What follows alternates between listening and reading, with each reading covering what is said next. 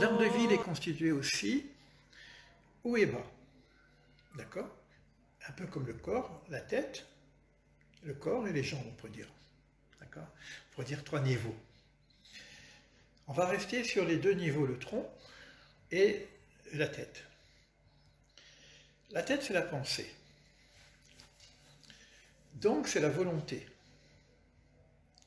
Et la volonté va passer par la réflexion. Vous avez un projet, par exemple, de faire quelque chose, donc vous allez le penser. D'accord? Après, vous allez essayer de l'imaginer, de le concevoir au niveau de l'intelligence, Chokhmah, Bina, etc. Jusqu'à pouvoir même l'expliciter, en faire un plan. D'accord? Donc on va être dans la parole ou l'écriture. Au niveau divin, ce qu'on appelle, ce qui est partie supérieure, surtout le dessus, c'est la notion de volonté. Et le bas, c'est l'exécution de cette volonté. Or, on a vu que, d'après ce qu'on a compris en tout cas, que le monde n'est pas fini. Logiquement, on devrait être Malchut, c'est le monde fini. Or, Malchut n'est pas fini. La royauté, le messianisme n'est pas fini. On est dans un monde un petit peu avec les maladies, avec la souffrance, avec beaucoup de choses comme ça. Il n'est pas fini. Et puis, il va falloir quand même savoir que pourquoi, je ne vais pas dire pourquoi le monde, en tout cas, on en parle un petit peu dans la Kabbale, quelle est l'intentionnalité du Créateur lorsqu'il crée le monde?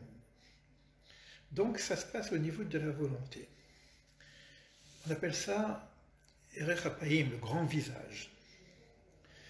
Et selon le principe de la création, le créateur, on l'appelle l'émanateur. Et on appelle aussi le bon Dieu. Vous connaissez cette histoire. Or, la notion de bonté nécessite un récipient, oui, encore une histoire de Or et Kelly, hein, quelque chose pour recevoir le don divin, la lumière divine. Je ne vais pas rentrer trop dans les détails parce que ça sera assez compliqué en si peu de temps, mais quoi qu'il en soit, il y a un désir, en tout cas une volonté de créer le monde afin de pouvoir donner, recevoir la bonté divine, c'est-à-dire... Maintenant, dans le principe divin selon le Ramchal, pour que cette bonté, ce flux divin, cette bénédiction, cette lumière, cette réalisation finale soit un véritable bon, une véritable bonté, il faudrait que ça soit aussi fait par une participation du receveur. C'est-à-dire qu'on nous met en situation de partenariat de notre propre construction. Et la construction d'en bas va dépendre de 2 choses. D'un côté de la volonté divine, qui est que bonne, et de l'autre côté du libre arbitre qui nous a donné pour participer à ce monde. Or, du fait d'avoir le libre arbitre, la réalisation va dépendre de nos actions. Et évidemment, si je prends un vase et je le jette par terre, il se casse. Or, ce vase, j'en avais besoin pour mettre mes fleurs. Et le monde, c'est la même chose. Et mon corps, c'est la même chose. Et ma personne, c'est la même chose. Donc, je peux casser, parce que c'est notre libre arbitre, le projet divin. Alors, dans le petit visage qu'on appelle les 6 séphirotes inférieures, on appelle ça le mishpat, c'est-à-dire la justice. Donc, de là en haut, on a le grand amour divin, et dans les 6, on a la justice divine. C'est-à-dire que l'influx divin va dépendre de nos actions. D'accord? À la limite, on pourrait dire la justice divine, c'est récompense pour celui qui fait bien et punition pour celui qui fait mal. Or, ça ne marche pas comme ça.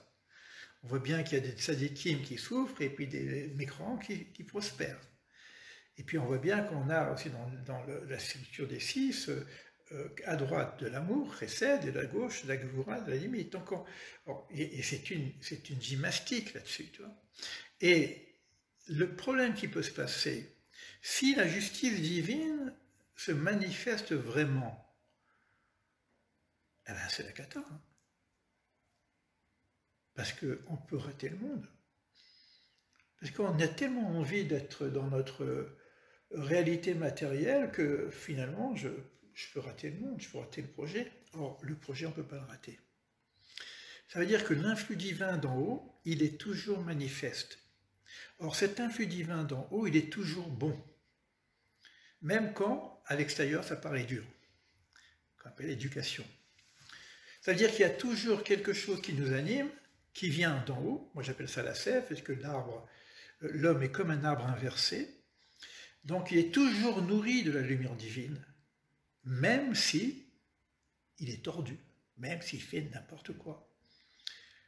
Ça veut dire que cette lumière divine est toujours en permanence, c'est l'intériorité, c'est l'âme de l'âme dont j'ai parlé tout à l'heure.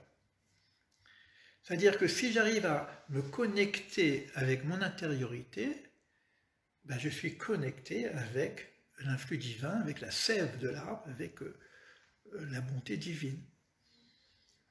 Et la Kabbale nous aide à comprendre ce qu'on appelle un Anagat Hashem, la façon dont Dieu conduit le monde. C'est-à-dire qu'on va travailler au départ sur les séphirotes inférieures, c'est les valeurs qui vont correspondre aussi aux attributs divins, et qui va nous permettre de comprendre, non pas Dieu lui-même, pas son essence, on ne peut pas l'accéder, mais on va commencer à comprendre comment ça fonctionne au niveau déjà de la justice, qui est pas visible, puisqu'on voit bien qu'elle ne s'applique pas tout le temps, et en tout cas elle s'applique même rarement, complètement. Donc il faudrait bien qu'à un moment donné, la structure du petit visage soit réalisée. C'est-à-dire que quand je fais une bêtise, ben j'ai tout de suite le retour de cette bêtise, et quand je fais du bien, j'ai aussi le retour de ça. C'est pas comme ça tout à fait. Donc c'est beaucoup, beaucoup plus complexe que ça, mais l'idée, elle est là. Et quand je comprends, parce que c'est pas je sais pas, une petite heure et demie qu'on va être ensemble pour dire, ça y est, je sais comment Dieu conduit le monde. C'est-à-dire, j'ai toute une étude, notamment le Ramchal, dans Da'at Vunot par exemple, les voies de la direction divine qui nous expliquent en long et en large, les 138 portes de la sagesse, en long et large, comment ça fonctionne. Mais en même temps, pour gagner du temps, c'est qu'il y a deux fonctionnements. Il y a un fonctionnement qu'on appelle la justice divine, et il y a un fonctionnement au-dessus qu'on appelle la Hanagat Yichud, la Hanagat, la conduite de Dieu selon le principe de l'unicité de toutes choses, selon le principe d'amour. Cette fonction qu'on appelle Hanagat Yichud, qui serait pour nous celle à découvrir, puisqu'elle est à l'intérieur, qui est tout amour d'ailleurs, elle est cachée, elle n'est pas visible.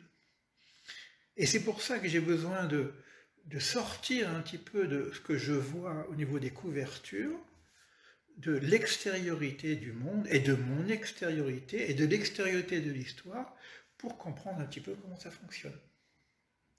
Vous voyez ?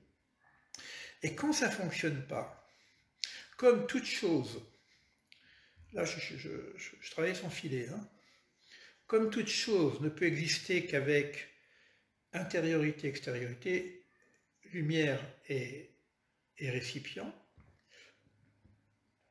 quand il y a ce qu'on appelle la Shvirat HaKelim. Shvirat HaKelim, c'est brisure des vases.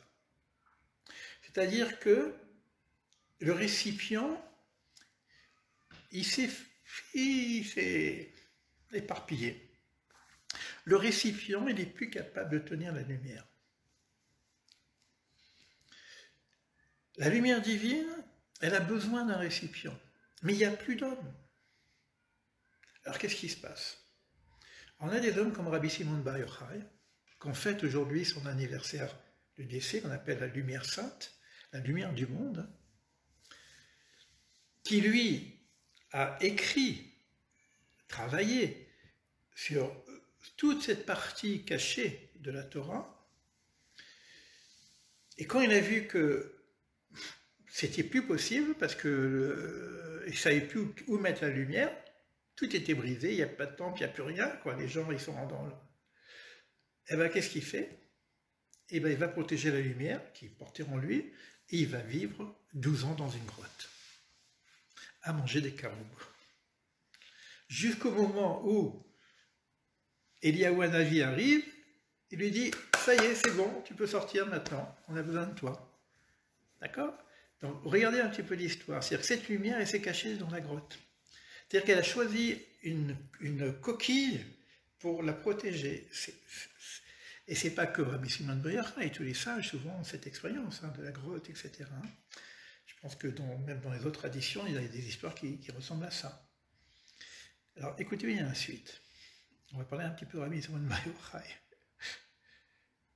Lui, il était tout lumière. Et quand il sort, il voit des gens en train de bosser. Et il ne comprend pas. Il dit, c'est quoi, tu me dis que c'est maintenant, il parle avec Rabbi, c'est maintenant, et c'est quoi ce monde-là? On en est où là? Et dès qu'il regardait quelque chose, sa lumière était tellement puissante, tellement... les gens y mouraient, quoi. Alors là, la voix divine a dit, ouh, et retourne dans la grotte. Sauf. C'est pas ça le monde.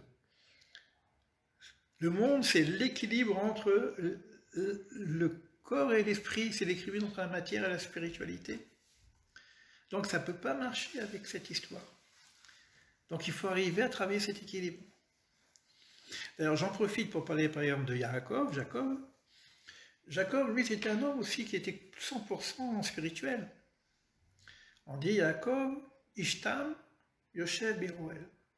Jacob est un homme simple, assis sous les tentes. C'est-à-dire, c'est quoi les tentes? Les tentes, c'est l'étude. Il étudie sans arrêt. Avec qui d'ailleurs? Avec Melchizedek, avec Shem, etc. Quoi. Il a créé la tradition, vraiment la vraie tradition. Et lorsque Isaac, son père, devait transmettre en fin de compte la bénédiction à un de ses fils, il pensait la transmettre à Esav, son frère, qui est sorti le premier, donc soi-disant l'aîné, alors qu'il avait déjà vendu son droit d'aînesse. Il y a toute histoire où Rivka disait qu'il ne faudrait surtout pas que ça passe par Esav. Pourquoi? Parce qu'on cherche l'unification entre le spirituel et le matériel. Et Isaac se disait, je vais prendre l'homme matériel, celui qui a la vocation matérielle et temporelle, je vais lui donner la bénédiction spirituelle, et Ésaü va faire l'harmonisation entre les deux. Et Rivka, qui était plutôt un peu plus prophétesse que Isaac, voyait que c'était dangereux de donner la vocation spirituelle à celui qui était déjà dans le matériel. C'est souvent, on pense à ça, le matériel, il dit « je vais m'élever spirituellement ». Apparemment, ça n'a pas été la meilleure formule. Donc Rivka demande à son fils Jacob de se déguiser avec l'habit de son frère. Donc prenez-la au niveau symbolique, parce que bon, comment il arrive à ne pas voir, bon, il est aveugle, on dit, mais quand même, bon. Finalement, il se déguise avec l'habit de son frère, et quand il va voir son père, et son père donc va le bénir, son père va croire que c'est Esav. Il y a une histoire là-dessus, bon, je ne vais pas rentrer dans le détail parce que ce serait trop compliqué, mais en tout cas, c'est vraiment très intéressant d'étudier ces passages-là. Mais qu'est-ce qu'il lui dit?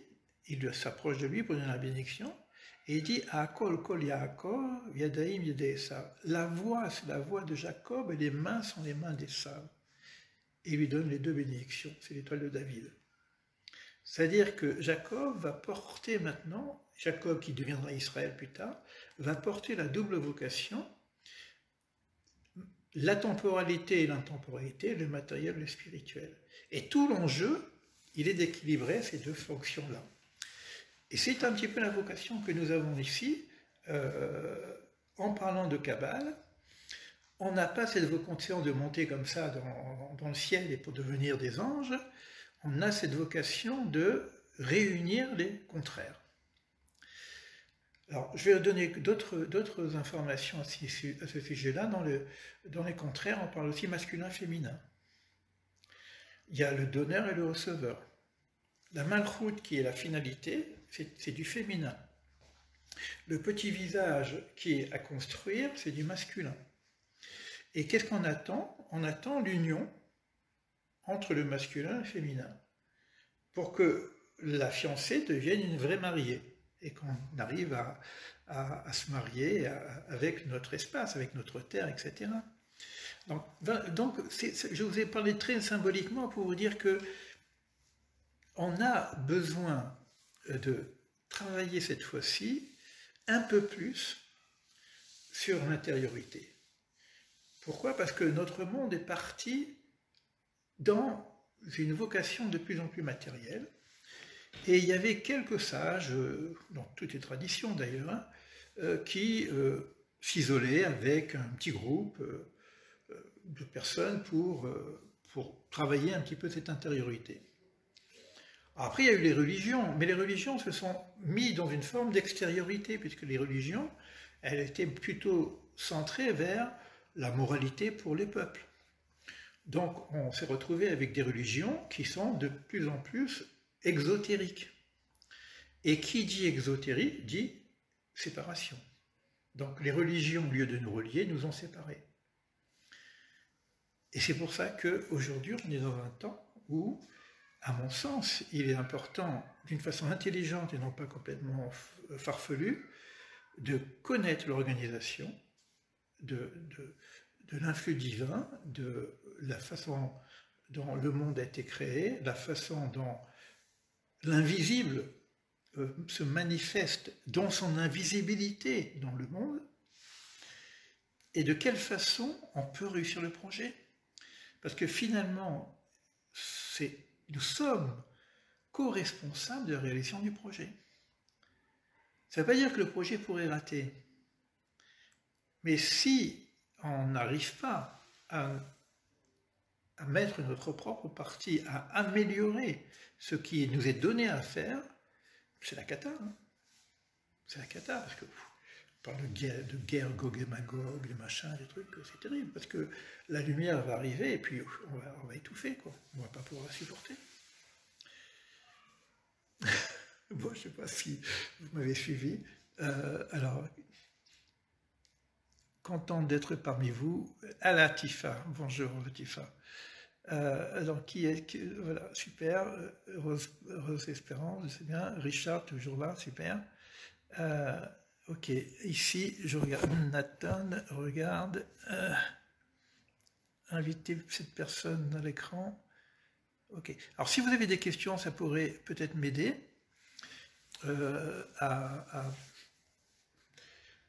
Voilà, donc on travaille son filet. S'il y a des questions qui viennent comme ça, c'est pas la peine qu'elles soient très profondes, même il n'y a pas de mauvaises questions. Alors je redis que dans le chat, j'ai mis le lien du coaching existentiel où toutes les vidéos existent. Vous avez aussi un site qui s'appelle Cabale Existentiel, où là je donne l'enseignement du Ramchal, où là je donne à nouveau les lettres hébraïques, là je donne pas mal de choses pour essayer d'avancer sur ça.